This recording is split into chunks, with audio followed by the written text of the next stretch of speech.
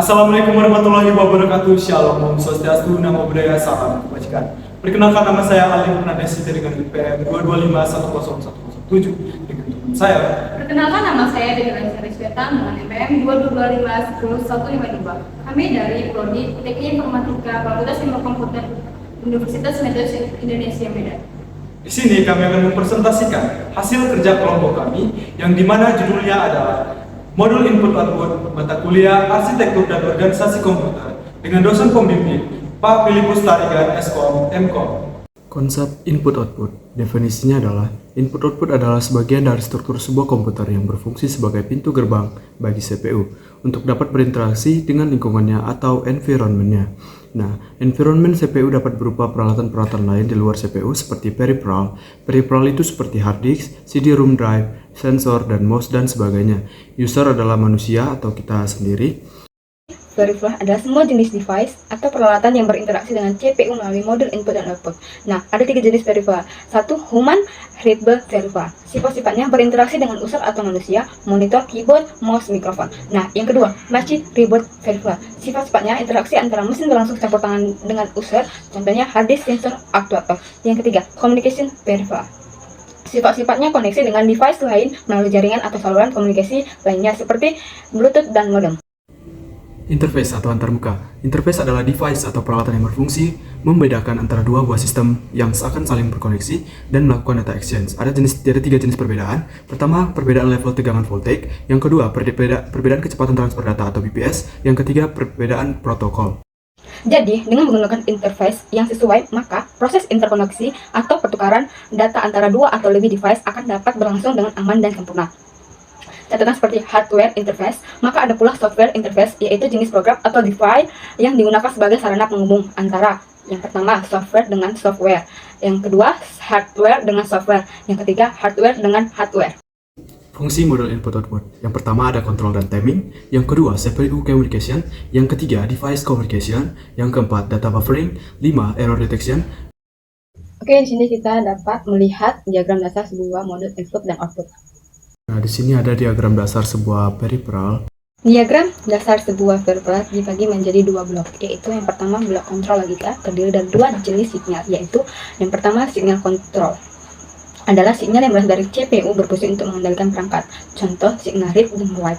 Yang kedua, status sinyal adalah sinyal yang berasal dari peripheral untuk melaporkan kondisi peripheral dengan CPU, contohnya pada printer kertas habis, tinta habis, paper jam. Yang kedua, blok buffer. Buffer adalah memori berukuran kecil berfungsi sebagai tempat singgah sementara untuk data yang keluar masuknya modul dan input. Fungsi buffer adalah sebagai sarana untuk sinkronisasi terhadap sistem bus. Tujuannya adalah agar data dapat keluar masuknya ke sistem bus sesuai dengan instruksi yang diberikan CPU. 3. Blok transducer. Transducer adalah alat yang berfungsi untuk merubah atau mengkonversikan suatu bentuk energi tertentu menjadi energi listrik. Contoh transducer. Yang pertama solar cell, merubah energi cahaya menjadi listrik. Yang kedua load cell, merubah tekanan menjadi listrik. Yang ketiga tensiometer, merubah gaya akibat putaran menjadi listrik. Yang keempat ada potentiometer, merubah posisi menjadi listrik. Nah, sensor adalah alat yang berfungsi untuk mendeteksi keberadaan suatu bentuk energi atau objek tertentu. Contoh sensor, yang pertama itu ada fototransistor atau sensor cahaya yang mengaktifkan electronic switch. Yang kedua ada thermostat, sensor panas yang mengaktifkan switch. Teknik penanganan input dan output ada 3 cara, yaitu programmed input dan output, interput driven input dan output, dan DMA input dan output. Nah, pada input dan output terprogram data salin pertukaran antara CPU dan modul input dan output.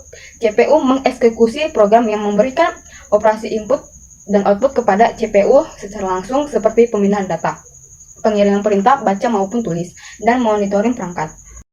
2. Interrupt driven input output. Teknik interrupt atau driven input output memungkinkan proses tidak membuang-buang waktu. Prosesnya adalah CPU mengeluarkan perintah input output pada modul input output. Bersamaan perintah input output menjalankan modul input output, maka CPU akan melakukan eksekusi perintah-perintah lainnya. Apabila modul input output telah selesai menjalankan instruksi yang diberikan padanya, akan melakukan interupsi pada CPU bahwa tugasnya telah selesai. Langkah-langkah penanganan interrupt ada 3, yaitu yang pertama perangkat input dan output akan mengirimkan sinyal interupsi ke CPU. CPU menyelesaikan operasi yang sedang dijalankan kemudian merespon interupsi. Nah, yang kedua, CPU memeriksa interupsi tersebut. Kalau valid, maka CPU akan mengirimkan sinyal ke perangkat input dan output untuk menghentikannya interupsinya. Nah, yang terakhir yaitu yang ketiga, CPU mempersiapkan pengontrolan transfer ke interupsi. Hal yang dilakukan adalah menyimpan informasi yang diperlukan untuk melanjutkan operasi yang tadinya dijalankan sebelum adanya interupsi. Informasi yang diperlukan berupa status prosesor berisi register yang dipanggil PSW atau program status word. Lokasi instruksi berikut ini yang akan dieksekusi. 4. Informasi tersebut kemudian disimpan dalam stack pengontrol sistem, kemudian CPU akan menyimpan PC atau program counter eksekusi sebelum interupsi ke stack pengontrol bersama informasi PSW. Yang kelima, selanjutnya mempersiapkan PC untuk penenangan interupsi. Selanjutnya CPU memproses interupsi sampai selesai. Apabila pengolahan interupsi selesai, CPU akan memanggil kembali informasi yang telah disimpan pada stack pengontrol untuk meneruskan operasi sebelum interupsi. Metode penanganan interupsi. Yang pertama, multiple interput lines. Teknik yang paling sederhana adalah menggunakan saluran interupsi berjumlah banyak antara CPU dan modul-modul input dan output. Namun, tidak praktis untuk menggunakan sejumlah saluran bus atau pin CPU ke seluruh saluran interupsi modul-modul input dan output. Nah, yang kedua, software full.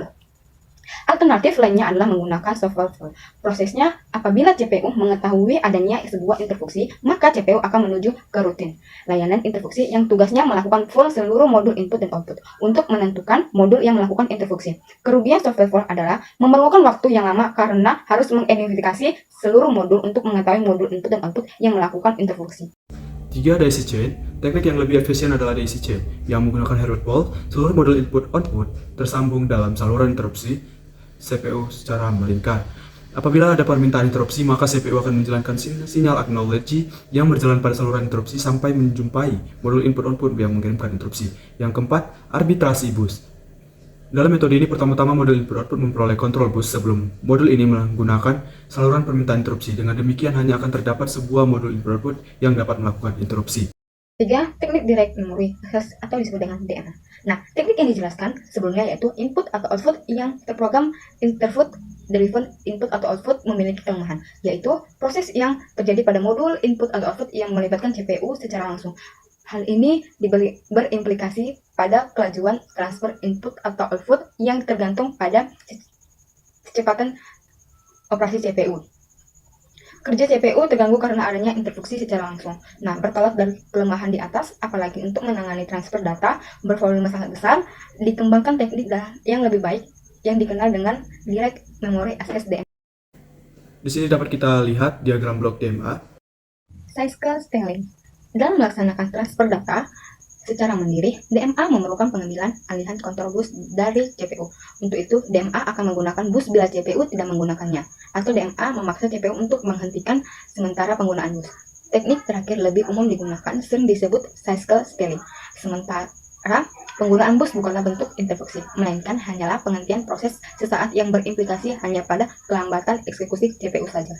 Di sini ada 3 konfigurasi DMA. Yang pertama single bus atau detached DMA.